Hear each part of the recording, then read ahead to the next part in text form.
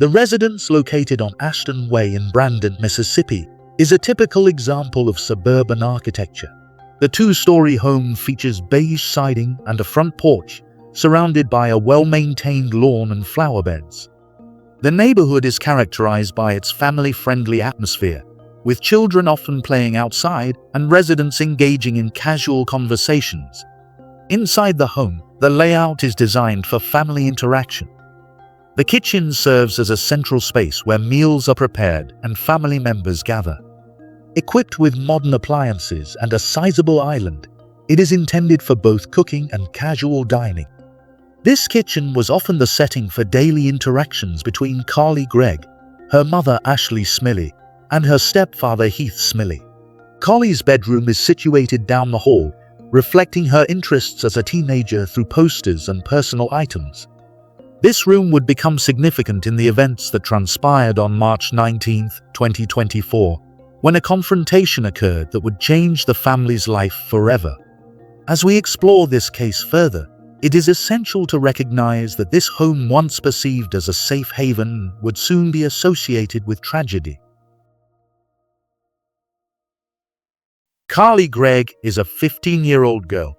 She was raised primarily by her mother, a dedicated 40-year-old math teacher at Northwest Rankin High School. Ashley was known for her nurturing nature, often described as a mother who would do anything for her daughter. She was deeply involved in Collie's life, attending school events and ensuring that Collie had the support she needed academically and emotionally. Collie's stepfather, Heath Smylie, joined the family when he married Ashley. At 39 years old at the time of the incident, Heath had developed a close relationship with Collie, often referring to her as a sweet little girl. Heath is a physical therapist, working in a clinic located less than 5 miles from the family's home in Brandon, Mississippi. As a physical therapist, Heath dedicated his career to aiding patients in their recovery from injuries and improving their overall physical well-being. His work involved assessing patients' needs, developing rehabilitation plans, and guiding them through therapeutic exercises. This commitment to healing and support highlights the irony of his situation. While he worked to help others heal, he found himself in a personal crisis that would leave lasting scars on his family. The family lived in a 2-story home on Ashton Way, where they shared everyday moments typical of suburban life. The household was filled with love and laughter, but it also harbored underlying tensions. As Collie entered her teenage years, she began to struggle with issues related to mental health and substance use. Friends testified that Collie had engaged in risky behaviors, including drug use, which escalated over time. Collie was described by her friends and family as a bright and talented young woman. She achieved remarkable academic success, scoring a 30 on the ACT at just 13 years old. This achievement exemplified her intelligence and potential. Friends have characterized her as a friendly girl who was well-liked among her peers. Collie had a particular interest in literature. She often discussed books with her friends and teachers. One notable book she read was Crime and Punishment by Fyodor Dostoevsky, which explores themes of morality and guilt through the story of a young man contemplating murder. This choice of reading material raised eyebrows among some who noted its dark themes, but also reflected Collie's introspective nature.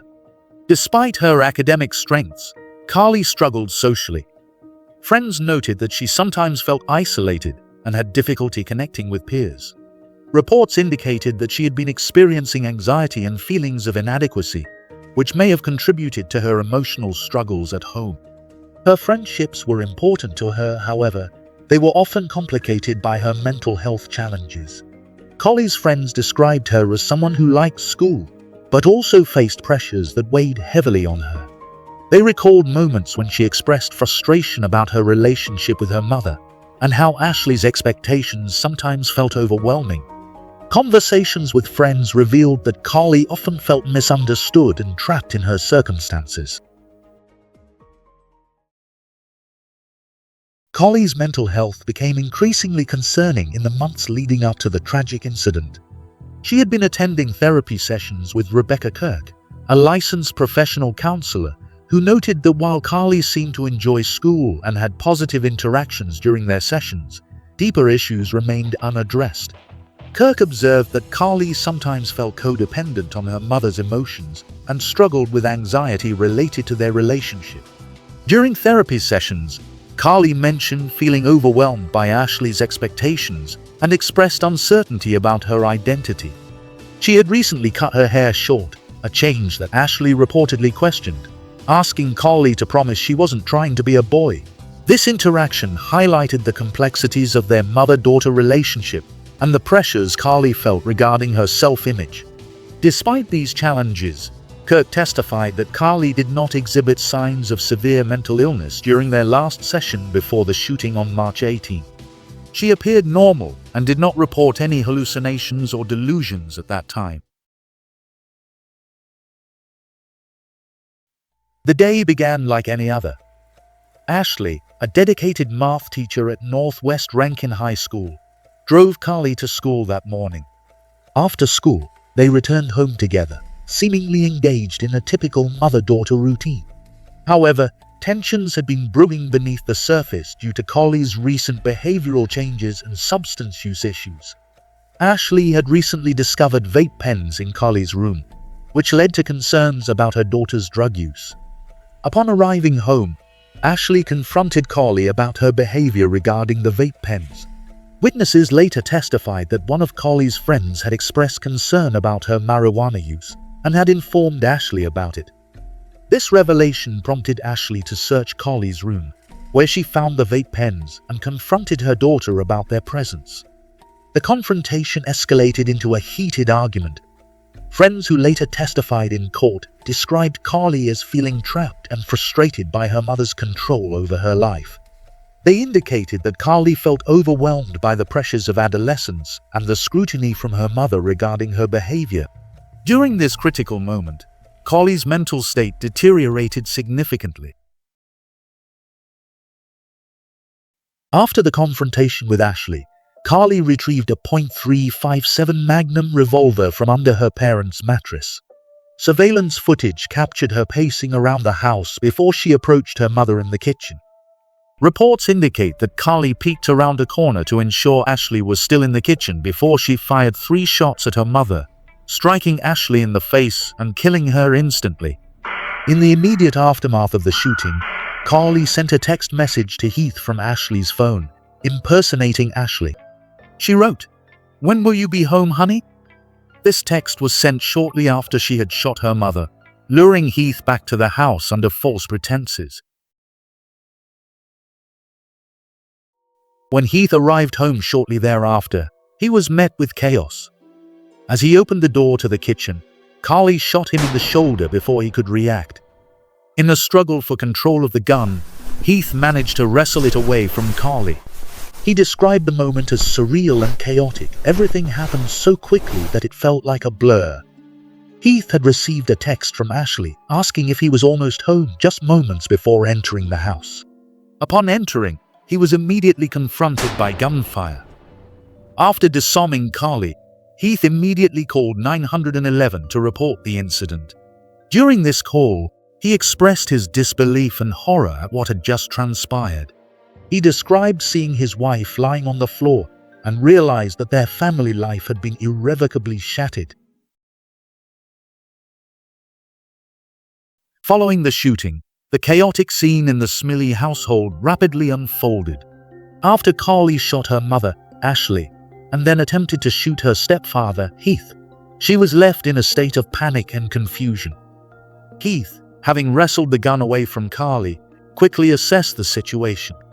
He did not tie her up, but instead focused on securing the area and ensuring that no further harm could come to anyone. Once Heath disarmed Carly, he felt an overwhelming need to call for help. He immediately dialed 911 to report the incident. During this frantic call, he was clearly in shock and distress, expressing disbelief over what had just occurred. Heath's voice trembled as he informed the dispatcher that Carly had shot him and killed her mother. His emotional state was evident. He repeatedly asked, "God, why?" while detailing the horror of finding Ashley's lifeless body. The 911 call became a crucial piece of evidence during the trial. In it, Heath can be heard sounding hysterical and frantic as he conveyed the gravity of the situation. He described seeing his wife lying on the floor and was shot in the head. The recording captured his cries for help and his desperate attempts to explain what had happened. Bodycam footage from the responding deputies painted a vivid picture of the aftermath of the shooting. When officers arrived at the scene shortly after Heath's call, they found him visibly shaken and in shock. The footage showed first responders quickly assessing the situation and moving into the home to locate Ashley. One officer lifted a towel that had been placed over Ashley's face, revealing her gunshot wounds.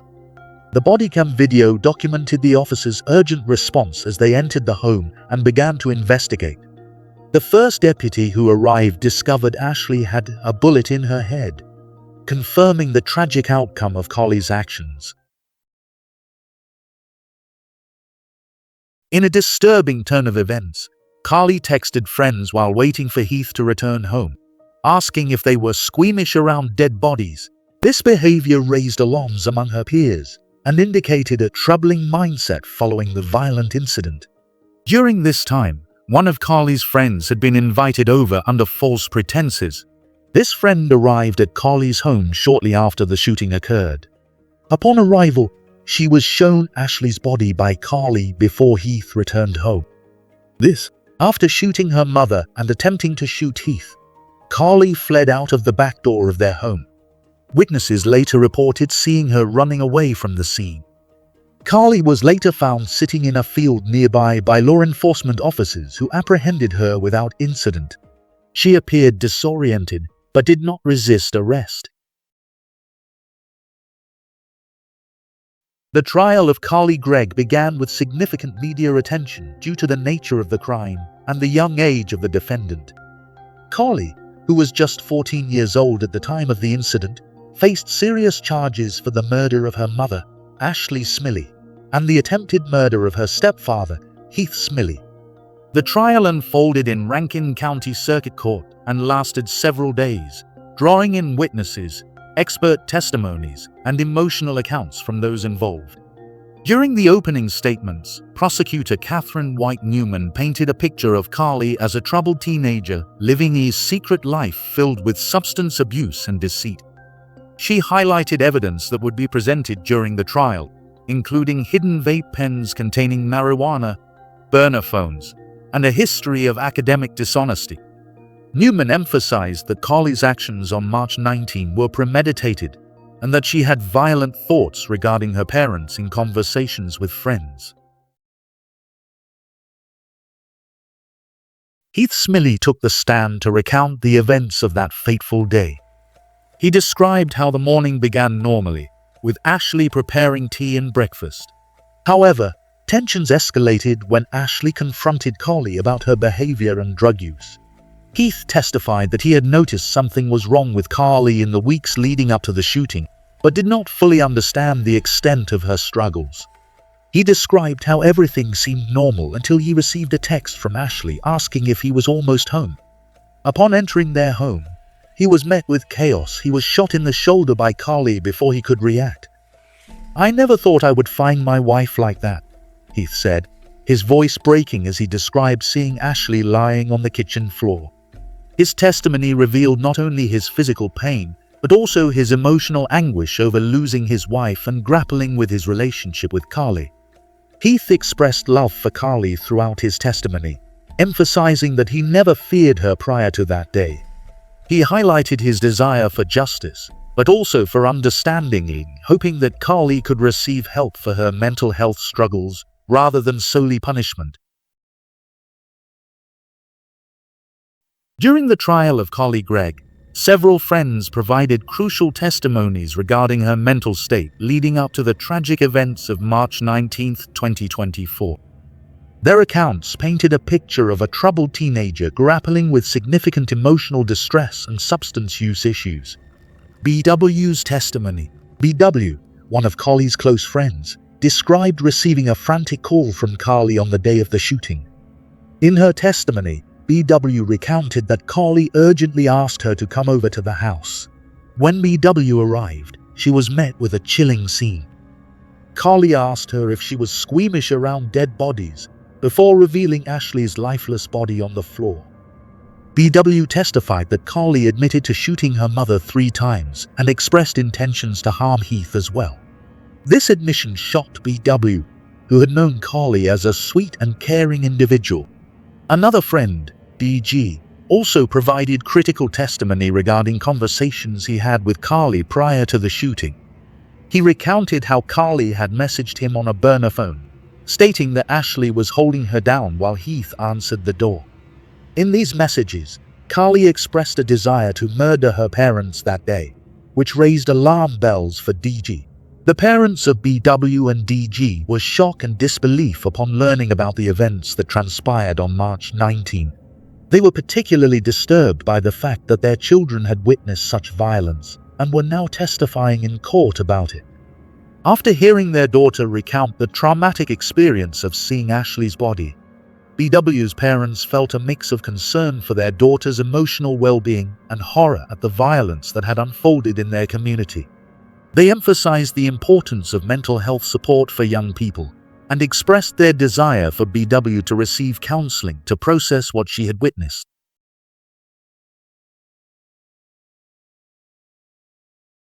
During the trial of Smylie-Gregg, several medical professionals were involved in providing testimony regarding her mental health, including Dr. Amanda Gugliano and Dr. Andrew Clark. Their evaluations and insights played a significant role in understanding Smylie's mental state at the time of the incident. Dr. Amanda Gugliano, the Director of Forensic Evaluation Services, testified about her evaluation of Smylie after her arrest for the murder of her mother, Ashley Smylie. In her assessment, Dr. Gugliano noted that Smylie had reported experiencing a blackout during the incident. This statement raised questions about Smylie's awareness and mental capacity at the time of the shooting. Dr. Gugliano's evaluation concluded that Smylie was competent to stand trial, meaning she understood the charges against her and could assist in her defense. However, she also acknowledged that Smylie exhibited signs of mental health challenges, which were critical to understanding her actions on March 19. Dr. Andrew Clark, a child and adolescent psychiatrist based in Cambridge, Massachusetts, provided further context regarding Smylie's long-standing struggles with mental health issues. He testified that Smylie had a history of depression and anxiety that dated back to childhood. Notably, he revealed that Smylie began hearing voices and experiencing intrusive thoughts around the ages of 6 or 7, which are symptoms associated with post-traumatic stress disorder, PTSD. Dr. Clark discussed how these mental health issues manifested over time, leading to self-harming behaviors when Smylie was around 11 or 12 years old. He clarified that these actions were not intended as suicidal gestures, but rather as coping mechanisms for her emotional pain. During his testimony, Dr. Clark read aloud from Smylie's journal entries, including one written just a week before the shooting, where she described having a psychotic break. This entry detailed her interactions with voices in her head, indicating a significant level of distress. Both doctors emphasized that while Smylie exhibited signs of mental illness, they did not believe she met the legal standards for insanity at the time of the offense. Dr. Gugliano noted that Smylie had not expressed suicidal or homicidal ideations during her therapy sessions leading up to the incident.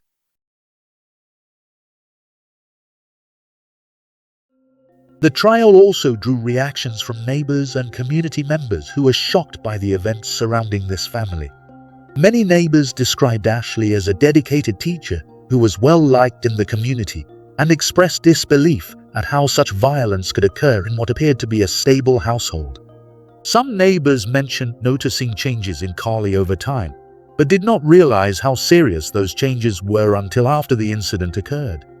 They recounted seeing police activity at the house following the shooting and expressed concern for both Heath's well-being and for Smylie as they processed what had transpired. As the trial neared its conclusion, closing arguments were made by both sides. The prosecution reiterated their stance that Smylie had acted with intent and premeditation based on her actions leading up to and following the crime. In contrast, defense attorney Bridget Todd argued that Carly was suffering from untreated mental illness at the time of the shooting and emphasized that there were 3 victims in this case: Ashley, Heath, and Carly herself.